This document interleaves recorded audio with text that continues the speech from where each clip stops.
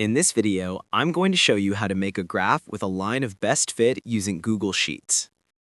Let's launch the Google Chrome web browser. In the top right corner, click on the grid icon. From the drop-down menu, click on Sheets. Let's open a spreadsheet from here.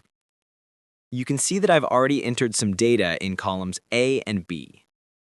Let's say we're doing a physics experiment and we have time and distance data.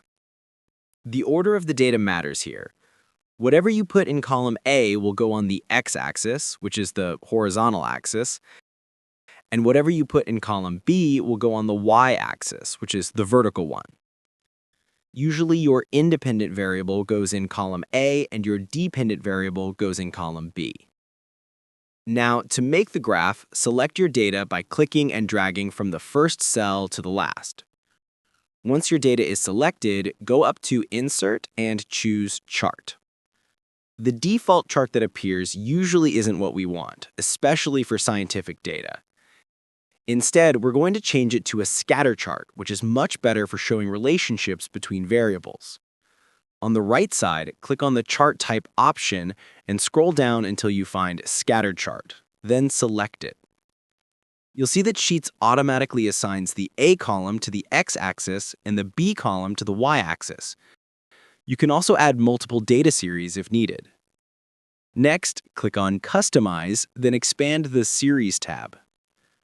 Scroll down in the Series section and turn on the Trendline option. This creates the line of best fit. But we also need to see the equation for that line, not just the line itself. So scroll down again and click on the Label option. Select Use Equation from here, then make sure to check Show R-squared. R-squared tells you how well your data fits the line. The closer it is to 1, the better the fit. Since I made up this data, it's almost perfect, but real lab data usually won't be. The equation you see on the graph will be in the form of y equals mx plus b. The number in front of x is the slope, or m value, and the last number is the intercept, or b value.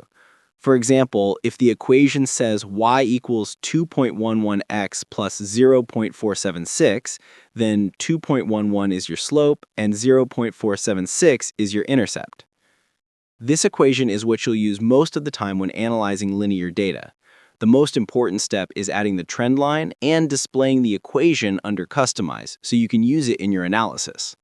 By following these steps, you can easily make a scatter graph and a line of best fit using Google Sheets. Feel free to reach out if you encounter any issues during the process. If this video helps you out, please leave a like and subscribe. Comment below if you have any questions.